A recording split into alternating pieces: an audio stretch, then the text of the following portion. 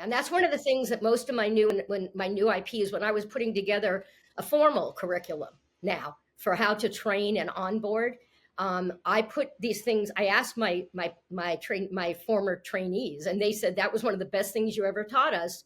Don't carry a clipboard or a notebook. Change the way people look at their infection preventionist. Think of yourself as a cheerleader. And when you're out rounding and you see something, you should note it to yourself so that you know what you need to do in your next education session. How do you know what needs to be done? How do you know where your risk is? Observe it with your eyes. Watch, practice, listen to the questions that get asked. How do you build your program for the next year? What are people still questioning? What are people still not doing? And what I always say is before you start policing people, go find what the policy is. Go look at what the current policy is. And number one, find out, has anybody ever been trained on it? And number two, can your staff actually find that policy? Can they actually look it up? Because most policies are just pieces of paper that people have on file for surveyors. They don't teach to them.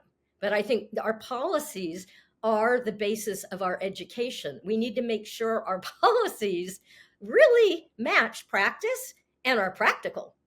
And so this is how, when you're saying, this is how I bring my new IPs on. I literally start there.